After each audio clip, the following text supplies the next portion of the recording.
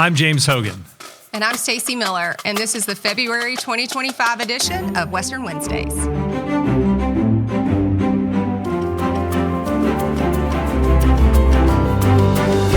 Hi, Stacy. It's cold outside. It's very cold. It's like polar vortex cold here in Cullowhee. And if you're wondering how cold it is, just check out the sidewalks that are still covered in ice. I tell you what, it won't go away, and that's fine because it doesn't snow that often, and it's really fun to love it. Walk around. It's cold. It was great. It was beautiful, and students got back safely. Everybody got back and enjoyed a first weekend back in Cullowhee, sledding across campus and classes. Having a good time. There are still some random gargantuan-sized snowballs, where they, I guess, were making snowmen or something, and now there's just, a 4-foot in diameter ball. Like there's one out in the middle of the soccer field. I saw it yesterday when I was pulling out of here. There's a giant snowball just by itself. Yes. It might be like June before that thing melts. I don't know. Could be. I don't know. Hey, we have got a really, really great episode today with Mike Crawford, class of 1987. Mike is such a phenomenal person, just in general, right? Just as a human, but there's no better catamount, right? What he has, a story, his legacy. A legacy that starts in 1902 with his great-grandfather. Yes, and the amount of family members that he's had here come through Western, and and his commitment. One of my favorite pieces of his story that we'll hear is his decision to come to Western. Mm-hmm. To stay in Western North Carolina and to give back in all of the ways that he can. And that's awesome. It's really cool. I mean, it really is a story about some choices that he made that were very intentional. That's right. And they weren't necessarily the kind of choices that line up with conventional wisdom as to what you might think you should do in a career or something, but Mike had the confidence to make them. So that's right. Enjoyed our time with him and excited for all of our alumni followers and listeners to be able to hear his story. Speaking of followers and listeners, if you don't already, please make sure that you follow us, you subscribe to these great podcast updates, and that you share these cool podcasts with WC alumni with your social media networks as well. Just punch those buttons. I'm sure they're somewhere on your screen or on your phone.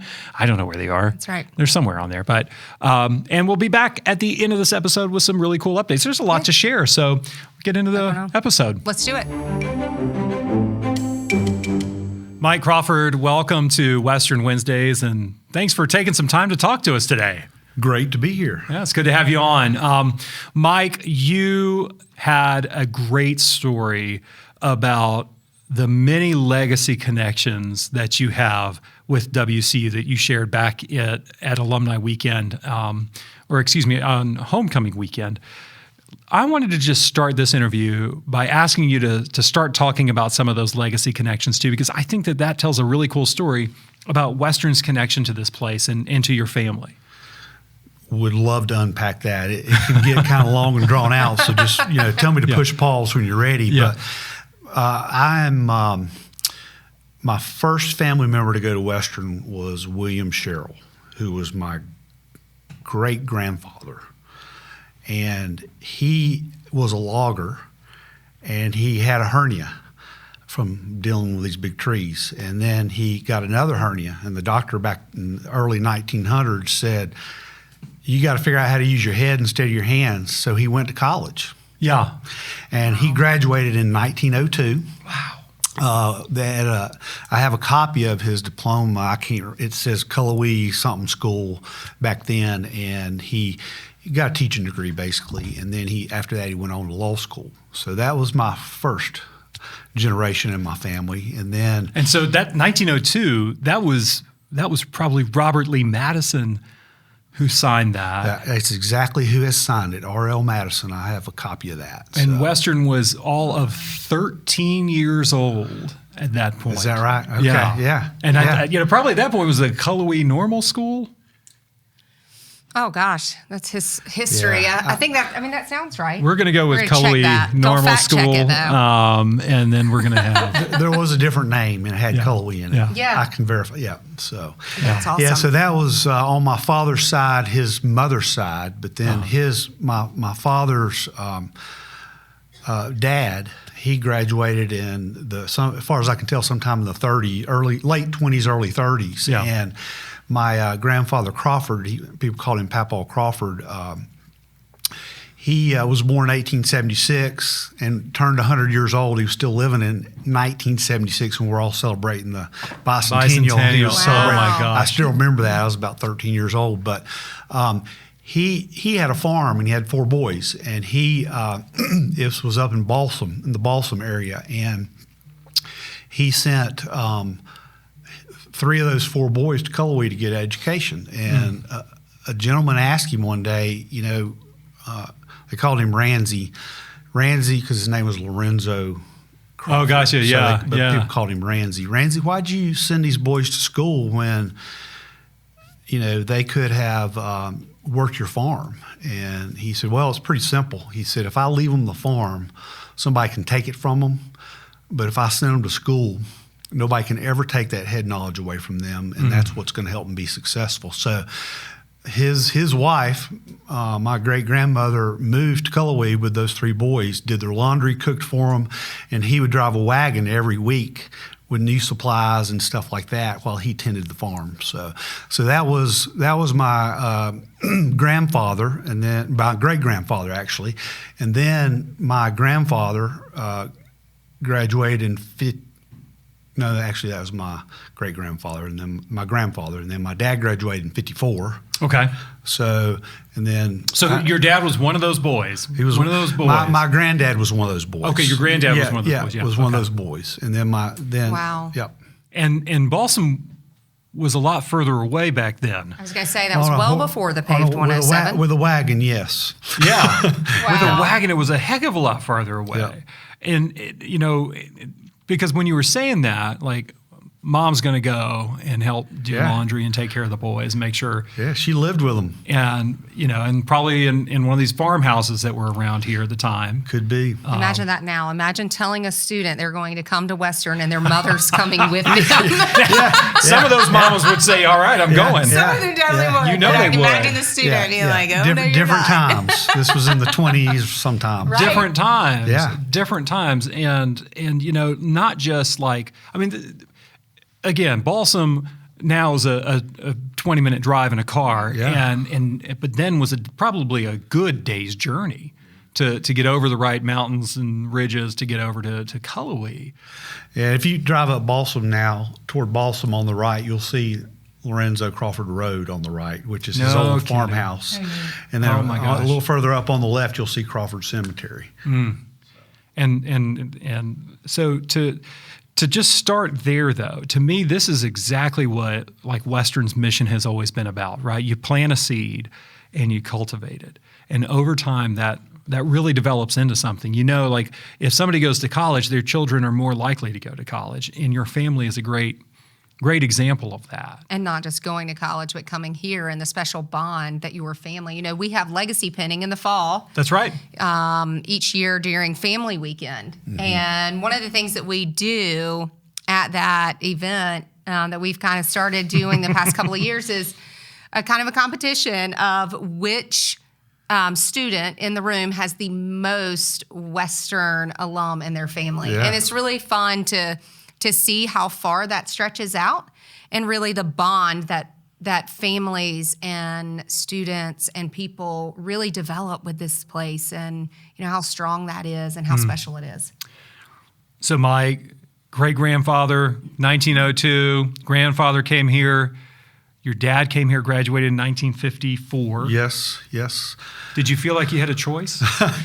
Well, my brother was 2 years older than me, and he got an academic scholarship. It was called Patrons Equality or something like that. And so he came here, and then my dad told me that he said, you can go to Western, and your uncle's got some apartments up there. You can help him with those and live there, or you can go anywhere, and I'll help you, or you can go anywhere you want, and you're on your own. And I felt like that was a pretty easy answer because I'll go to Western. Well, as your dad, do you think of him, or did you think of him then as a very loyal catamount? Like, was it part of it was just, this is the college that I went to and my dad went to, and my granddad, and you'll be just fine? Or? Yeah. I think it was more about, for my dad, it was more about, you have to get an education because his dad was an educator. His all his family, all his first cousins, they all went to Western, and they all became educators. His dad was a principal, and it was more about getting that. And then from a financial piece, we really couldn't afford for me to go anywhere else. Yeah. So it really wasn't an option. Right. I mean, so the deal was you can go there 2 years, and if you want to go somewhere else after that, then fine. But after being here 2 years, I wasn't going anywhere. But my friends were going to Wake Forest and Chapel Hill and wherever. But we weren't so poor we couldn't pay attention. But it just wasn't in the cards for me to go somewhere else. Sure. Did you make a lot of trips to campus as a kid growing up? Not a lot. Yeah. We just.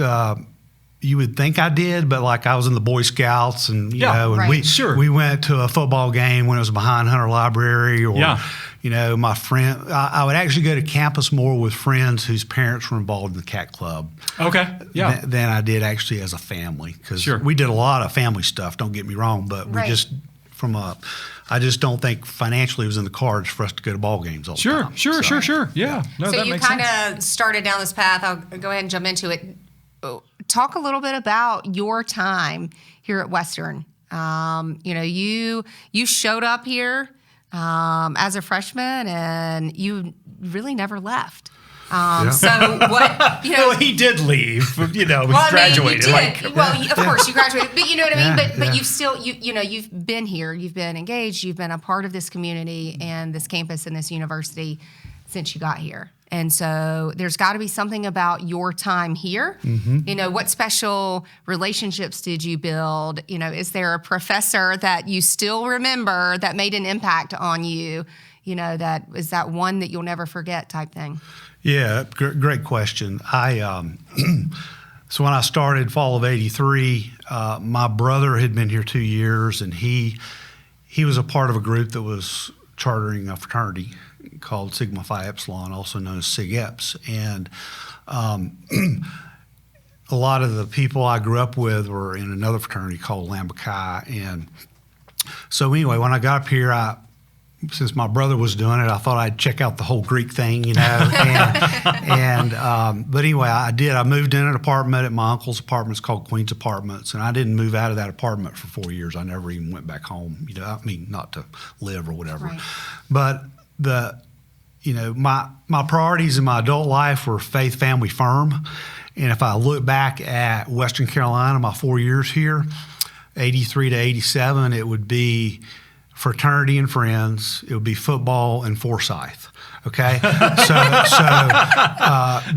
when I think about the things that really solidified me staying here 4 years, those were the things that it was. And ironically, my freshman year, we were undefeated at home in football, except we tied Furman.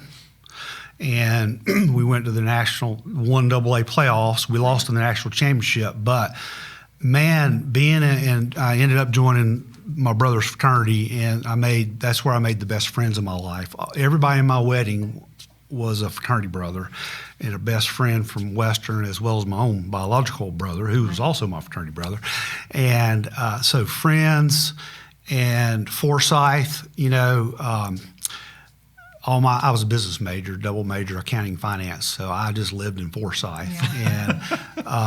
And look, this was probably a little bit unusual to go double major. Like that was a lot of work. Yeah, I didn't really know what I wanted to do. Yeah. And I thought, okay, I got to take classes, so casually. It did. Gotta go somewhere on Mondays. And I was that guy that I hated school. My mom, was worried, I think, that because I didn't like to read, and then my cousin told her, who was a teacher, said if you buy him something he likes, then maybe he'll read it. So she got me a subscription to Sports Illustrated, and every week I'd read it front to back. So I think at that moment in time, she decided I was going to be okay. Yeah. But I never really liked school, but I also wanted to keep my options open. Right. Yeah.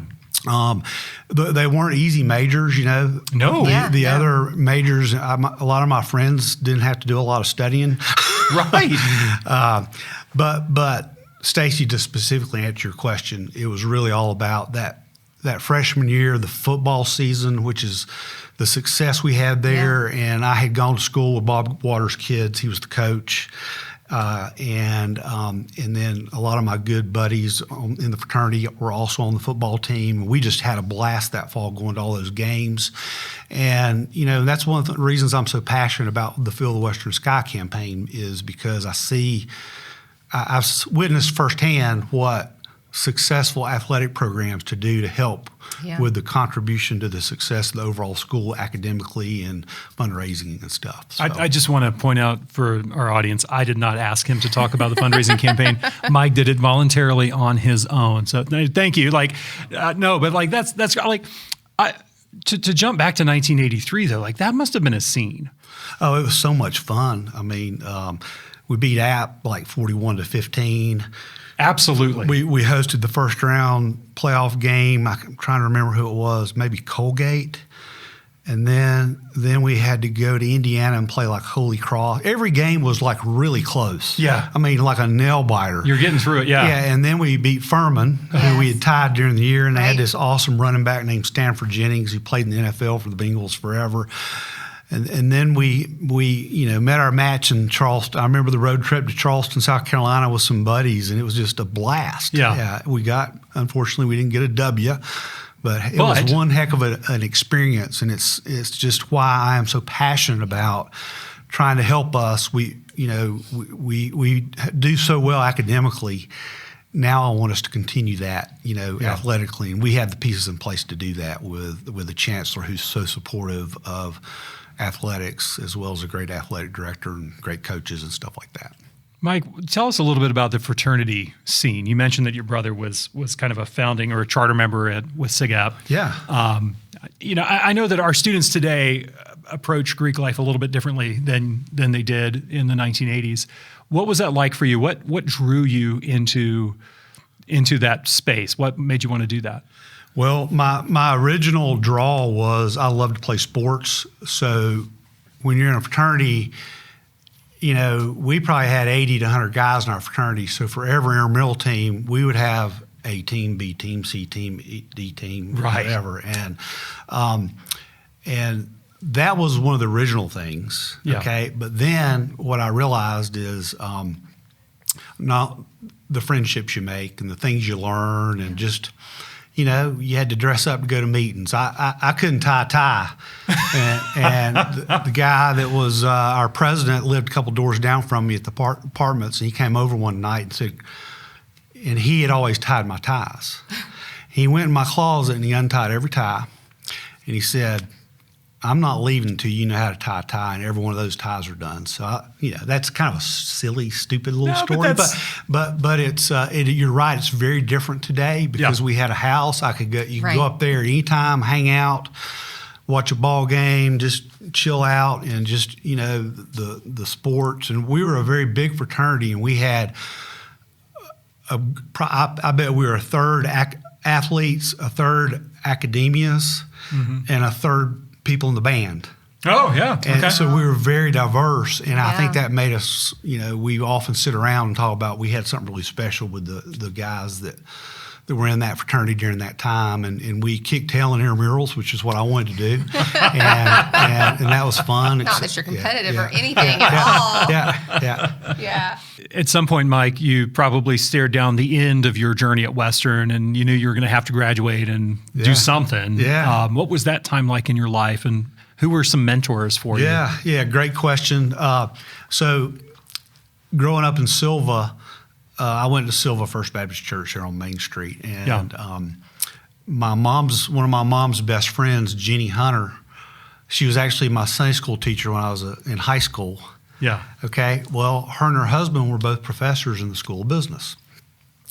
So somehow she ended up being my advisor. Okay. So I remember going in and talking to her, and I said, Miss Hunter, I'm a senior now. I probably ought to think about an internship, or I really ought to think about what I might want to do in my life. At the time, I was thinking about getting my MBA and just staying at Western. she said, well, let me think about that. Anyway, she hooked me up with a sole proprietor CPA in Silva by the name of Dean Coward, who went to Western and was super smart. And he just, my spring last semester at Western, I had 4 classes there, all on Tuesday, Thursday. So she got me this job with Dean, and I would go in there and do tax returns and bookkeeping. And because all my classes were Tuesday, Thursday, I was working Monday, Wednesday, work Friday, Monday, Wednesday, Saturday, Friday, yeah. Saturday too. Yeah. And I credit Miss Hunter for that connection because I said, hey, I kind of like this tax stuff. And Well, okay, now. Really? well, when you're getting paid for it. Sure. Well, okay. You like making money and also the tax I thing. don't like paying taxes, but at the time I had to figure out a career. So this is spring of 1987. That is right. Yeah. It's not. There's no TurboTax, right? Like I'm doing manual tax returns. Right. We're talking. Everybody's got if there's pencil an to paper error, at this point. you're erasing. Right. Manual depreciation schedules, manual 14-column trial balances. Right. Yeah. Yeah. And so this is a CPA. He's not doing the 1040 easy wasn't even invented yet. But this is serious. Yeah. This is complicated. Yeah. And you like that. And God bless him, he was patient and he taught me. And he's, I never had anybody who liked it, so I better take care of this one. Yeah, and I think, God was looking out for me. One day I got this flyer in the mail from Clemson University, and it talked about a Master's of Accountancy and Tax. And a little geek here coming out in me, there was a big Tax Reform Act in 1986. You may have heard of it.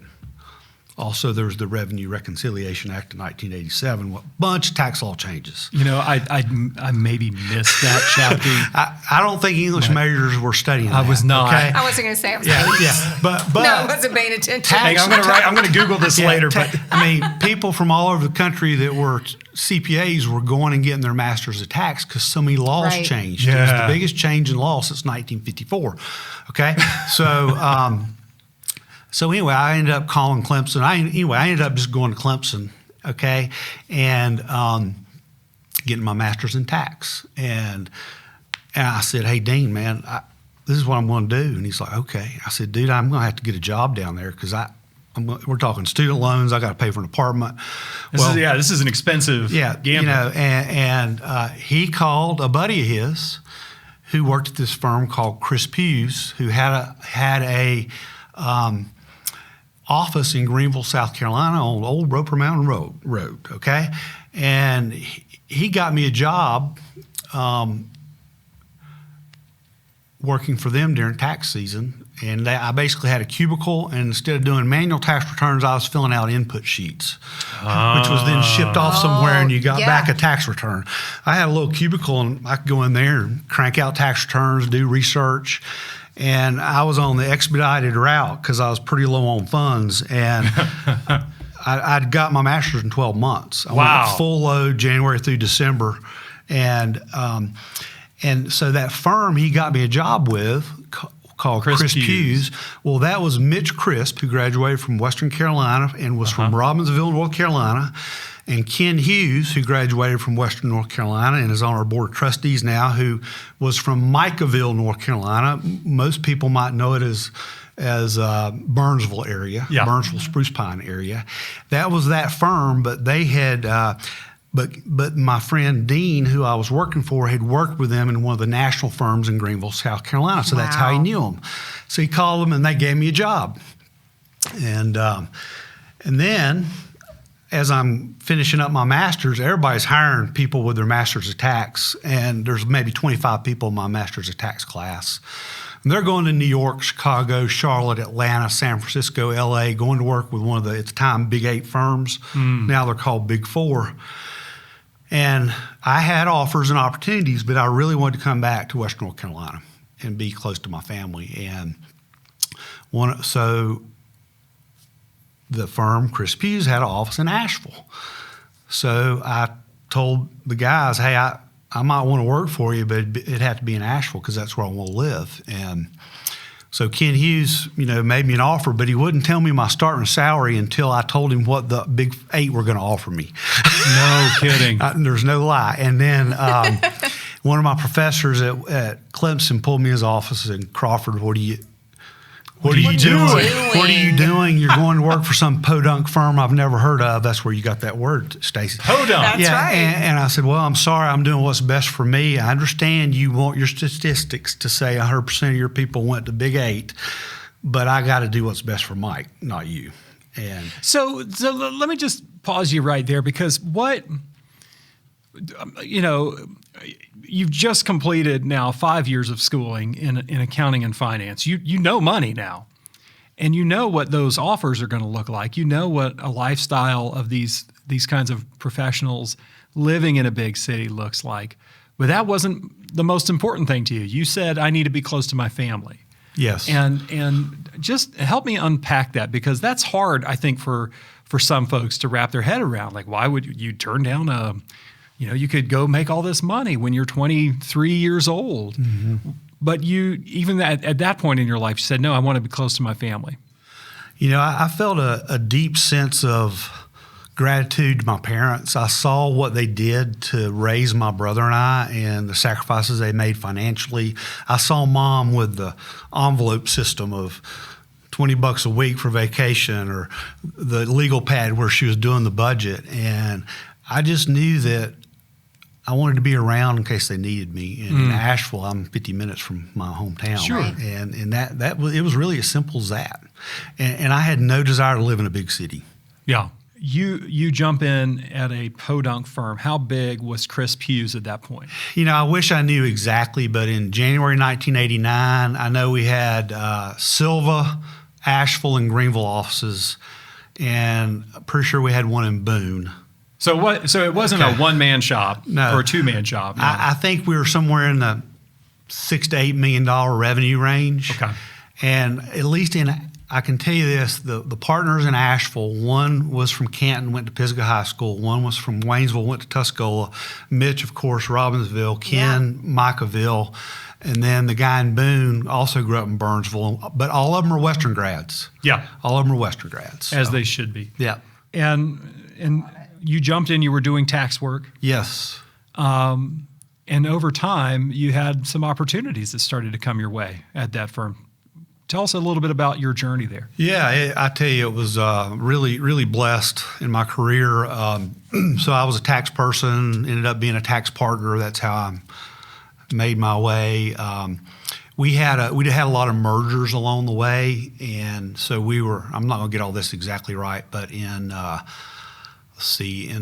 we added an Atlanta office sometime in the late 90s, 97. We became Crisp Hughes Evans. Then in 2004, Crisp Hughes Evans merged with a firm that was predominantly Eastern North Carolina called Dixon Odom. We became Dixon Hughes. At that time, we were about a $200 million firm. Wow. Okay. That's a huge growth. That's a lot. We were in sometime 96 or 97, we were the fastest growing firm in the United States. CPAs track this stuff. I bet they do. Yeah. No number crunching we were going on one there. of the fastest. That's phenomenal. And you're growing by acquisition, but also by when you acquire a company, your business gets... We're growing by acquisitions and mergers, but we're also growing we were very industry focused. Okay. So we believe that if you're going to be a banking partner, then you need to only do banks. Mm-hmm. And you need to understand banks inside and out. If you're going to do healthcare, you need to understand hospitals. If you're going to do construction. So we were very niche industry related, and we saw healthcare as a really big growing industry, and it was one of the things we really grew. Yeah. So that was 2004, $200 million. Then in 2011, we merged in Goodman, which is up in the Northeast, Virginia North, and that was we became Dixon Hughes Goodman, and then we shortened it to DHG, and then along the way, I became like the managing partner of the Asheville office. And then somewhere in there, I became what we called a regional managing partner, which meant I was over a region of offices. And then in, 14 or 15, I became the COO of at the time, DHG, Dixon Hughes Goodman. So why you? What, besides the fact that you're the kind of person who loves filling out paper tax returns with a pencil. Yeah. Like what, along the way, like you clearly had to have some leadership and some management skills. And I'm curious, how did you identify those and kind of grow into that part of your career? Because it's a very different part of a career. Yeah. No, great question. I knew that once I became a tax partner and was fortunate enough to have some success in that area, I knew I didn't want to do that forever. Right. Yeah. Because tax seasons are grinding, okay? Right. And I had some really good mentors, Ken Hughes, whom you all know, and a guy named Kent Satterfield, who was down in the Greenville office. And they were always encouraging me to be a student of leadership, okay? So I'd read books, I went to this, I went to that, and I was also encouraged to learn how. I was always very interested in how the firm worked. Yeah. What levers do you pull to be more successful financially? How do you retain people? All those kind of things. And I became really interested in all that. And that's kind of one of the things Ken always told me I had to be famous for something. Well, I figured out what that was in tax. I worked a lot in the medical community, doctors, dentists, and then from a leadership standpoint, the Mike Crawford thing was know your numbers, know where to find them, know how to move them. And I always got a hard time about it, but people really liked the results. So you were the metrics guy. I was the metrics guy. That's right. And so I caught a lot of grief, but I also got a lot of thank yous. So you know, and I learned something. I didn't realize so many of the partners within Dixon Hughes Goodman were Western graduates that long ago, right? I know the impact that you're making now, so I don't at all want to miss an opportunity to jump in and talk a little bit about that. Dixon Hughes Goodman becomes Forvis. Prior to Forvis, you had already started working on the internship co-op with the accounting program here at Western. So what opportunities is that providing for our students, and kind of how did that come down? Yeah, so I think it was 2015, one of my main mentors, Ken Hughes, was retiring, and Chancellor Belcher, the Chancellor was Belcher at the time, and Ken called me and said, hey, what do you think about getting some of the Western grads together in the firm, and let's try to raise $1 million and do a scholarship? And I said, okay. So we divvied up some names, and I think in 3 days we had $1 million raised. 3 days? It was really. It was phenomenal. And you know, we've got fantastic. some great leaders out there right now. David Dills, who's from Franklin, his wife's from Cullowhee. She's super successful at Drake Software, and David's super successful at Forvis, both Western grads. David Wiggins grew up in Bryson City. You know, his wife Joy from Cullowhee, David from Bryson City. They're both partners at Forvis, went to Western Carolina. You know, so we just didn't have to make that many phone calls, and it was a great, number one, everyone wanted to get back to Western Carolina. Number two, it was a great way to honor Ken on his way out. Sure. On something that we were all passionate about, but even more passionate to help honor him. Yeah. I think that it says a lot about the firm's founding partners, obviously Western grads, but its connection also. Because at this point, in 2015, when Ken's retiring, it's a national firm. Yes. Right. You could have plopped that money down at Clemson. You could have gone anywhere, and you know, you maybe could have done it at a program that felt really distinguished. You know, but you chose Western, And I think it says a lot that it didn't take much arm twisting. It was like, yeah, of course, that's where we're going to do this. Yeah, and as a partnership, we do all that stuff personally. So Sure. So some of the partners that went to App were a little jealous, and I challenged them. Well, go do it yourself. We did this with our money, right? Yeah. And so. Oh my gosh! Thank you for not doing it at Appalachian State. That's right. But that's a good flex there, Mike. I like it. This is good. This is really why we brought you on, is to dunk on App State a little bit. Yeah. So you make that connection back to WCU. I know that it was a game changer for our department. I know that, when we talked to Dean Gruby in the College of Business, this has opened so many doors for folks in Western North Carolina. Was that one of the first times where you had the chance to really say, I can have an impact at Western? I would say so from a meaningful standpoint. Yeah. I mean, I had been engaged, but I had never seriously done anything that actually might make a difference. So it's probably my first meaningful gift. And from there, how did you start getting more plugged in to the university? A lot of it had to do with just time, because it's a season of life thing, right? Right. Well, you graduate and you have time, then you have kids. And there ain't no time. And then they start playing travel sports and whatever, and all of a sudden you've got to push pause on That's visiting Cullowhee. Right. Because I'm going to be at my kid's game if they have one. Absolutely. Okay? So, but then the kids graduate, and then boom, you're able to get engaged. And I remember specifically telling Gina, really, I'm going to miss all these weekend trips to play basketball and soccer, but guess what? We get to start going to Cullowhee and going to some ball games and getting back involved. Right. So that was really the tipping point for me to be able to have actually the time and the capacity to get back into it. Right. But, looking back, I mean, over 30 years ago is when you made a commitment beyond graduation to give back to this university. And even in those seasons, where you may not have been here, you still had that, you still made that commitment. And it's still, and I think that's so telling to what Cullowhee means to you and what Western means to you. Sure. And I think for you, that leads into board leadership, right? And that's a turn that you then made. It wasn't just showing up on Saturdays to attend a game. Sure. It wasn't just showing up to tailgate, right? But then it becomes board leadership and engagement through that. So how has that been a change for you, and what kind of impact has it made on you? Yeah, I think it.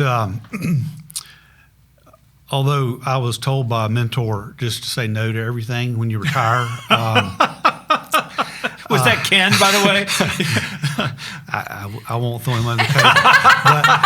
but when you retire, people do ask you to do stuff. Okay, Sure. And which I guess is nice. Okay, but you do have to kind of protect. I was big on controlling my calendar when I was working, because I was going to be at my kids' games. I was going to be wherever I needed to be for my family, and if you don't control it, nobody else will. So going into retirement, I kind of did the same thing. However, I had the opportunity to get on the board of the foundation, and due to actually one of my old fraternity brothers was supposed to be the next chair, I think, and he had some stuff going on with work that prohibited him from continuing, and they asked me, and I thought, if there's anything that I'm going to do, that might be something I'd be interested in. And so I decided to say yes, because I love Western. My mom's in Silva. She's 86. Gives me a chance to, I'll go see her today after doing this, right? So I have a meeting, I can go see Mom, check on her.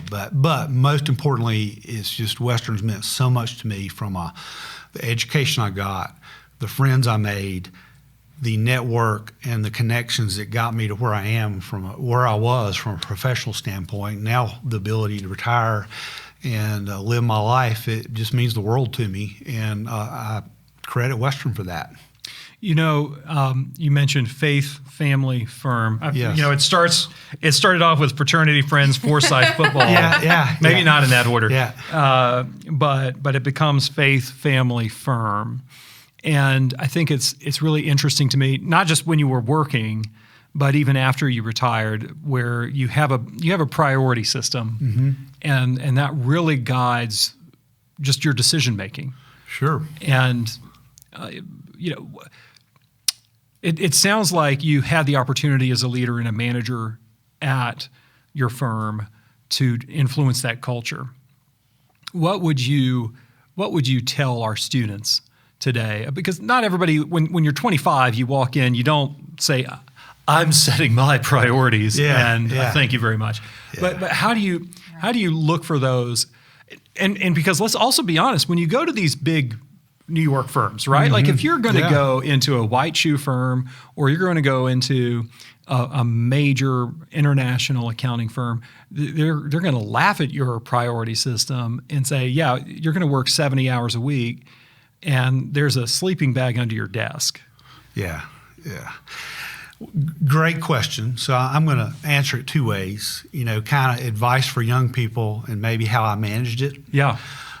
My advice for young people is, first of all, you don't know what you don't know. Okay. Second of all, your career and your life, they're a marathon, not a sprint. So you've got to be patient. You can't be where your mom and dad are 2 years out of college, or where somebody you look up to is. It takes time. Yeah. Okay. The other thing I would share is that you've got to figure out who you can trust and trust them. And they're going to, if you can really trust somebody as a mentor, as a friend, then listen to them. Don't just give them lip service, because they're older, they're wiser, they've been places you haven't been, they've been there before. And that's very invaluable, and you've got to take time to listen and learn from that historical perspective. The other thing is, the last thing I would say is that, college is all about time management. You got to know when to study, and you got to know when to play. And if you can figure that out, then you'll be just fine, okay? Yeah. And the same thing happens in life, right? What I would tell young people when they asked about work-life balance and making partner was, first of all, you're in control of your calendar and your destiny. You've got to figure out what's important to you. And I would draw them a little picture and say, I'd put the firm in the middle. I put faith and family on the end. I said, firm's the economic engine that allows me to provide for my family, but it also allows me to do the things I want to do with my family, for my family, and for my faith. And so, and I'm going to work my butt off no matter where I am. Okay, so I might as well do it at the firm and have a successful career. And people would say, well, how can you be on the board and in the C-suite of the 8th biggest firm in America and balance things? I said, well, I would call coaches and get the schedules for ball games months in advance. I would find out when the days off from school were months in advance, and I would put them on my calendar. I'd block them. And the people managing my calendar, including me, knew those were off limits. Right. He's going to be here. And guess what? Most of the people you work with respect that. Right. If you tell them why, okay, we'll do this another day. Right. A lot of people leave college and they want to climb the ladder as fast as possible. So learning that patience is important, but also finding the right culture, the right sustainable kind of culture. Yes, you can work hard. Yes, you can put in the time. No, it doesn't happen overnight. But you really have to know for yourself what those priorities are. That's right. As a young person, you have a sphere of influence. It's usually people your age and your network. But guess what? 10 years from now, those people might be influencers or decision makers. And you have a choice sometimes. You can be frustrated with culture or whatever, or you can work to get to a point to where you actually have influence over that culture. That's exactly it. That's the point. Mike, this past fall at homecoming weekend, we were so excited to celebrate with you as you received the Professional Achievement Award from WCU. It sounds like it was well-deserved and well-earned. I don't know if you would have ever imagined yourself standing on that stage with Chancellor Brown and receiving that plaque when you were an 18-year-old coming to Western to live in your uncle's apartment. But if you had the opportunity, to find yourself as 18-year-old Mike Crawford, maybe carrying a suitcase up the stairs in 1983, what would you tell the 18-year-old version of yourself? What advice would you give him? Wow, that's a great question. It'd be very similar to what I said about telling young people, because there were times, I thought I knew better than, as a 2-year tax person, maybe I thought I knew better than the CEO, and and every time it was really clear as time passed, I didn't know what I didn't know, and I needed to trust leadership, right? And I think I would tell my 18-year-old self, take a deep breath, relax. You're going to be fine. You just you put in the work, you stay true to yourself. Don't worry about everybody else. Only care about others, okay? But don't worry about all the noise around you. Focus on you, your family, your career.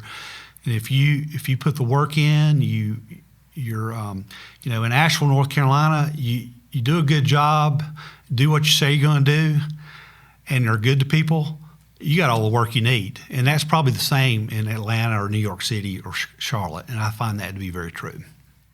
Mike, just wanted to say thank you again for the time today. It's great to hear that story that started all the way back in the 1900s with William Sherrill and continues all the way through today. I know that you're such an important leader for WCU and a big contributor as well to this university's success and our students' success. So congratulations and thank you so much for the time today. Yeah, thank you, James. Thank you, Stacy. It's a privilege and an honor, and feel very blessed to be here. Thank you. Oh, Stacy, I love that conversation so much.